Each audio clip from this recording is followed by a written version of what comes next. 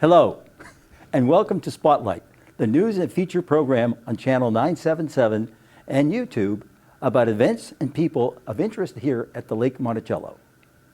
For the LMOA broadcast group, I'm your host, John Platt. Now, today's Spotlight shines on Fluvanna County's new superintendent of schools, Dr. Peter Gretz. Now, Dr. Gretz has been on the job approximately 28 days, having officially started on July 1st. He comes to us with 29 years of experience and is an educator in public schools in Virginia, most recently as superintendent of schools, Middlesex County, Virginia. Dr. Gretz, thank you for taking time out of your busy schedule to be with us here today. Well, thank you. It's a pleasure to be here. I look forward to our conversation. Yes, as do I. Now, I want to take this opportunity to welcome you and your family to Fluvanna County and Fluvanna County Schools. Thank you. Okay. Now, it's been said that the toughest job in the world that you'll ever love is being a school superintendent. And there was an article in the paper here recently, it headlined, "Welcome to the Fire," at your first board meeting. So, and we know the chair of the school board really endorses you as a superintendent. She looks forward to you being the superintendent. She's very ecstatic about that. Very good. But, you know, being a superintendent actually requires somebody to say, yes, I want to be superintendent. So our question to you is, what made you say yes? Why did you come to the fire in Fluvanna County? That's a great question, and I'll begin by saying the feeling is definitely mutual. I look forward to working with the school board, all 5 members. I've begun a great relationship with them, and I really look forward to the work ahead in this community and with that board and with our schools. So the reason I was interested in coming to Fluvanna, this area of the state has always been home for my family and I. I have worked in local communities all surrounding Fluvanna. I was in Goochland for almost a decade. I've been in Buckingham and Orange. I grew up in Richmond. My wife and I both have family in Orange. We have family in Charlottesville and Richmond. We enjoy small rural places. I've always worked in small rural places in Virginia and love this part of Virginia specifically. So we've got a wonderful school division. They've had a lot of success, a lot of potential, great community. It checked all the boxes for us. That's super. That's super. All right. Now, you came to us, as we said, from Middlesex County, Virginia, where you were superintendent. And you were also acting superintendent, I understand, of Goochland County Schools. Mm-hmm. Okay? So what experiences and education prepared you for these positions? What experiences do you bring to Fluvanna County from Middlesex and Goochland County? Well, as you said, I'm in my 30th year, wrapping up my 30th year of education in Virginia. I've been a classroom teacher or principal. I've been at the middle school and high school levels. I've done division-wide leadership and instruction, business and finance. Specifically in Goochland, I was assistant superintendent there. First part of my tenure there, I was an all-purpose assistant superintendent, primarily in charge of instruction, and spent my last 4 years there in charge of business operations, capital planning, those kinds of things. In Middlesex, small rural community also, where I was superintendent for 5 years, we really in both divisions, my primary goal as a superintendent has been to help communities and school divisions move beyond what for me has been about a 20-year obsession with standardized testing in Virginia. And we can talk as much as you want about that. I tend to get in the weeds on that because it is a soapbox of mine. But to help schools really cast a vision for how to have a positive impact, how to really drive what motivates teachers to be part of the work that they're in, and just look beyond teaching to the standardized tests, mm-hmm. in our case in Virginia, the SOL tests, mm-hmm. To minimize the focus on that achievement testing, static testing like that, and to really build a capacity for personalized learning, engaged learning, learning in classrooms that's really geared to what employers are looking for now. We talk in Virginia about the 5 C's quite a bit. Students exercising the skills to be creative, to be communicators, collaborators, to solve problems, critical thinking, problem solving, and certainly citizenship. Those are the 5 C's, and those are the things at the heart of what I want to help be happening in schools every day. So this ties right in with what what I read in your about you in the terms of your mastery teaching and Mastery learning? performance and performance based assessment. So those are like pillars of your belief system, right? And, They are. Yeah, mastery learning refers really to just the simple concept that when teachers and students are engaged in the instruction learning process, that the focus is less about what kind of grade a student earns in terms of a grade being a consequence, if you will, and more a grade being a measurement of the extent to which student has mastered whatever the content is, the ability to apply whatever that knowledge is. So mastery learning is a different kind of philosophical disposition towards classroom instruction. That as a teacher, as a superintendent, as an educator, I'm responsible for creating a situation where a student can really exercise skills and demonstrate mastery before we just move on to the next thing. And performance-based assessment and assessment in general is very closely tied to mastery learning. How do I know a student has mastered a skill? I have to assess that. And so there's a variety of assessments that teachers can use, formal and informal observations and evaluations, summative assessments, formative assessments, which means testing that really is done in the moment, if you will. If I'm learning how to swing a golf club, since we're here at a golf course, you would gauge the extent to which I had mastered that skill by watching me do it and giving me feedback as you watch me do it. Similarly, in the classroom, we want to make sure teachers are equipped with assessments that have them watch students doing things, performing things, creating things, designing things. Those are performance-based assessments. So at its heart, it's, like I said, a philosophical disposition towards teaching and learning. But the concepts themselves are really pretty basic, common sense. and SOLs are moving in that direction, I understand. Maybe not quickly, but Yeah, I would, so to address that, I think Virginia over the past few years has taken an important step to realize that this is really where schools need to be moving. So Virginia has de-emphasized SOL testing to the degree that they have minimized the number of them. They've eliminated several of them. I think Virginia has taken a turn towards the right direction and really is still developing the ability to take some important steps in that right direction. Our accountability in the state of Virginia is still pretty much 100% focused on performance on SOL tests. Okay. It's just fewer of them. yeah. But Virginia, as a state, is emphasizing, like I said, student engagement, the 5 C's. They just haven't figured out a way to measure those, to hold students, or schools rather, accountable for those yet.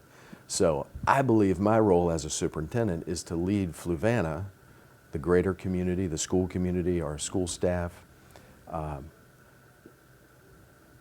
to maybe in spite of the state holding schools accountable for SOL tests, to look at a greater system of holding ourselves accountable for those things, the 5 C's, engaging classrooms. Okay. So one thing we're very proud of in Fluvanna County is all our schools were accredited, okay? But that was prior to COVID. So how do we stand right now in Fluvanna County with accreditation, or in the state? I don't know. Are they doing SOLs? I have not followed that. Yeah. Well, the state last year, in honor of the impact of the pandemic, provided some waivers. The federal government provided some waivers, and in response to that, gave some flexibility to our state superintendent and state board to, in turn, provide waivers related to SOL test accountability. The SOL tests were still given. Okay. They counted differently towards accountability. So I think, given that we don't really know what the forthcoming year is going to look like, but assuming it's somewhat back to normal in terms of 5 days a week, almost full capacity back in our schools, I think we can anticipate that accountability this year to look like it typically was, to return to normal. And what I would say, this, in some circles this may feel a little bit heretical, but I feel strongly about this. I think we should be proud of being fully accredited. That is an accomplishment to achieve full accreditation.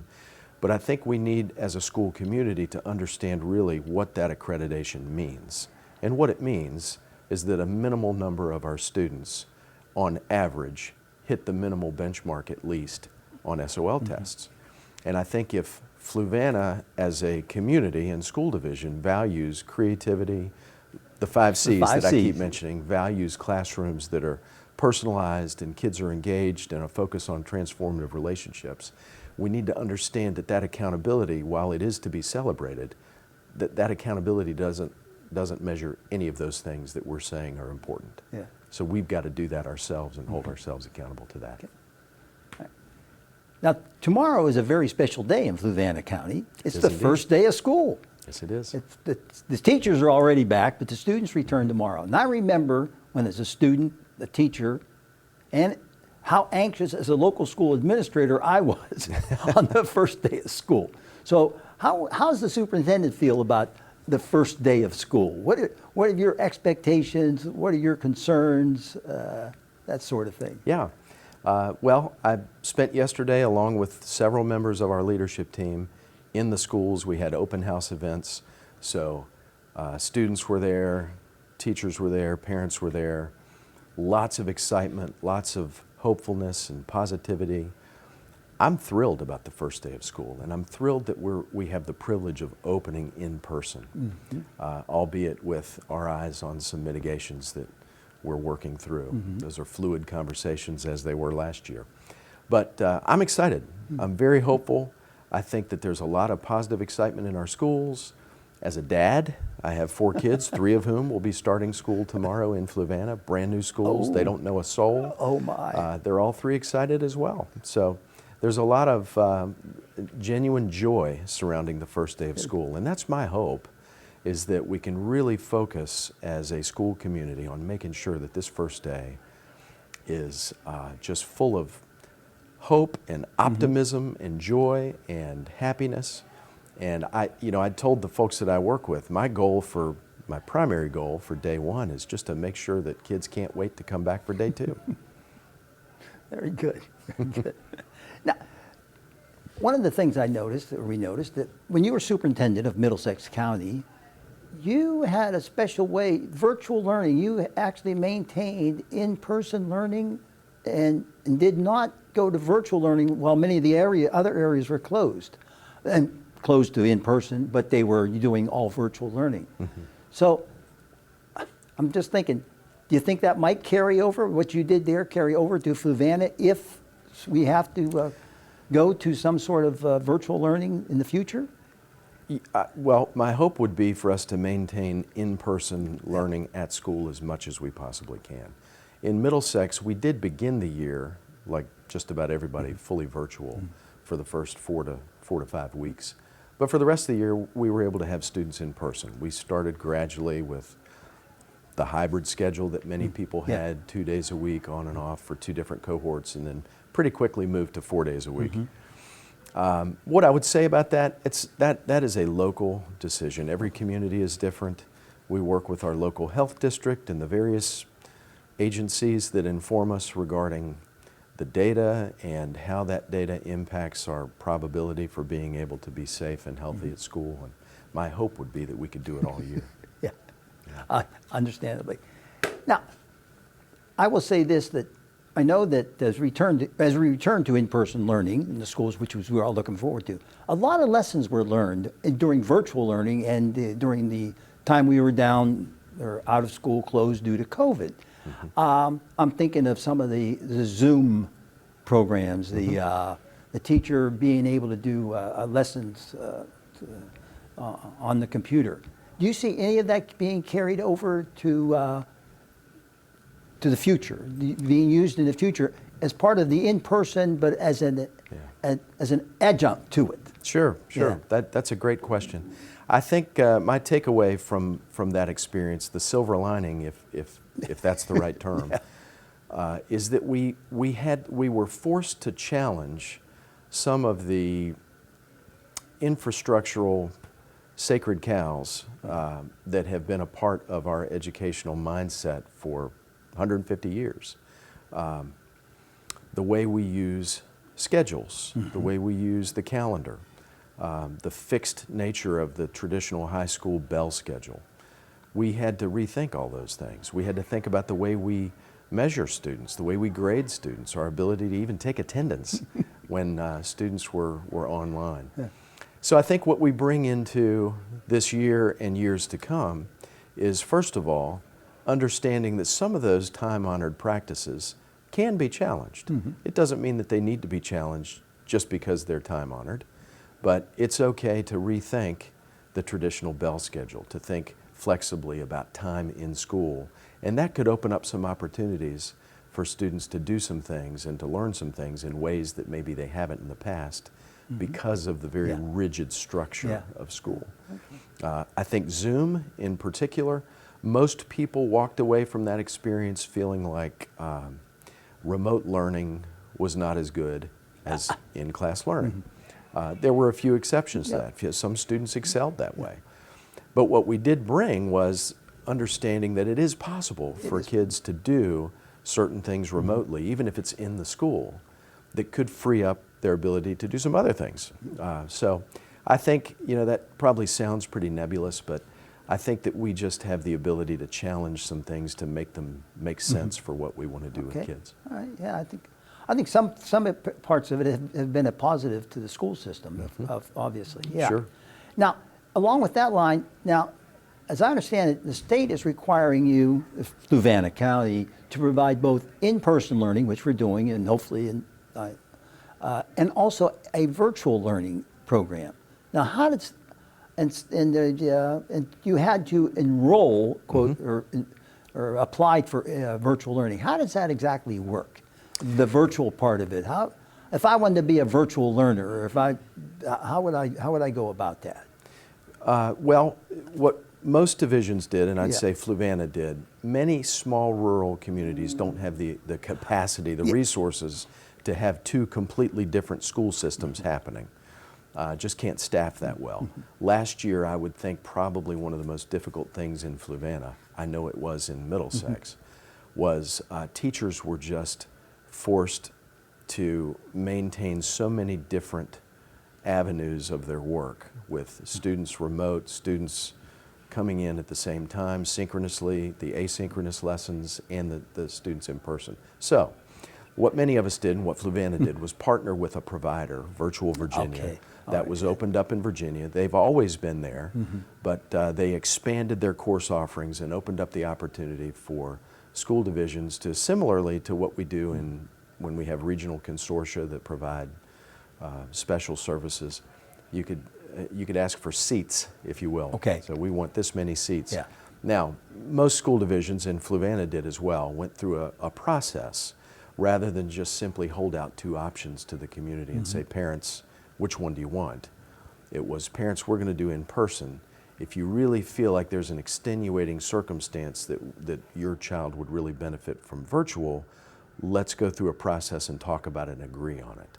So that was a little bit restricted in that way, rather than just having people sign up. Right. Okay. Now we're going back to in-person learning, but CDC guidelines on face masks has been changing. I'm going to say daily almost. So where are we in Fluvanna right now with our face mask policy or face coverings? We are right. I'm going back to your headline. We are right in the middle of the fire on that issue. So there is a lot of controversy and unrest around masks, and I think the best way I could summarize it, typically what we've been doing I was doing this in Middlesex, and I think here in Fluvanna, most school divisions, working with all the different guidance that comes, CDC, the Pediatric Community, Pediatric Association, Academy rather, the Department of Health, the local health district, and then the Department of Education tries to assimilate all of that and put it together in something that's that you can metabolize on a daily basis. So making local decisions with regards to how to open, when to open, whether to open school, and then what safety mitigations are in place. So masks are one of those. As you said, the CDC has changed its guidance. Now, I think a lot of the unrest around this is concerning a press release last week where the governor referred to a law, and you just referred to it as well, Yes. a law that was passed, Senate Bill 1303, I think it is, that really was intended at the time, and I remember this from my seat in Middlesex. There was a little bit of a, I don't know if debate is the right word, but there was a statewide discussion about whether to keep schools closed or to open them. And I think that the response to that was a law that required schools to open this fall. And an unintended consequence of that law, these are just my perspectives on this, Sure. was the second part of that says you got to open in person, and when you do it, you have to do it adhering to the CDC recommendations to the greatest extent possible. So masks are one of those. Masks really were left to the locality until that reference to that law last week, and now everybody really at the last minute is kind of scrambling to interpret what that means exactly. Now, where are we in Fluvanna? We're in the middle of considering that. Our school board voted to, in July, our school board voted to make masks optional. Right. And essentially there were at that time 3 different modes of operation that were being considered. Optional masks, masks required for unvaccinated only and optional for vaccinated, and then finally universal masking. With the CDC's change in recommending universal masking and the iteration of that law and the reference to it, our board met again this week and changed that decision to be universal masking. They will consider it again tomorrow night when we meet. It's a difficult issue right now. I think school boards are quite frankly getting caught in the crosshairs of some statewide disagreement over that, and certainly school boards are being advised by their school board attorneys on what they should do. There's great passion in the community on all sides of the mask issue.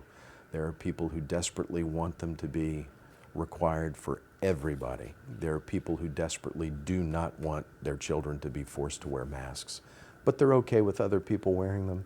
And then there's a great number of people in between who are saying, I'm not sure about the masks, I'm just glad my kids can come to school either way, just let me know. So it's a really difficult place for our school board to be, and I admire them for giving it such careful consideration, all 5 of them, and I'm ready to support them and help them make the decision as best we can. And masks, I understand, masks are required on school bus by federal. They are. They are. Yes. They are yes. required there's on a, the There's on a the school federal buses. order that requires them on all forms of public transportation. That expires in September. Oh, I did not know. So we may be in for another change at that point. Okay. All right. One of the things, obviously, and they're addressing the COVID situation. Students need to. There's a gap in their learning due to COVID. They had problems of all sorts. So what are our plans to get these students caught up to speed, so to speak, as we go back to in-person learning? Well, as you said, there were gaps that existed before this, and I think one of the difficulties that we had during the pandemic was our inability to really get great assessment data. We just didn't have as good access to the students. So I would say first and foremost, once we get them in and we get settled, we've got to do as much assessment as possible. Some of that will be formal assessment, and some of it will be just the daily informal assessments that teachers do to figure out where kids are. On a practical level, we have staffed, we've used some federal money to address unfinished learning to increase our staffing. That gives us the ability to do small group instruction a little more robustly, to minimize class sizes, to lower class sizes, to give a better ratio of students to teachers. And then we'll make adjustments to the pacing of the curriculum, the content of the curriculum. We're going to have to be very fluid with that as we bring students along. I think first and foremost, and I may be getting ahead of myself in the conversation, but even with the very pragmatic things that we need to do to remediate and to intervene on behalf of student learning, the first thing we have to do is to bring students who by and large have been very isolated from one another, from us, from schools, and just re-engage them. Help them to re-engage with the concept of being in school, the concept of interacting with each other, of building relationships with their teachers, and just loving learning and being at school.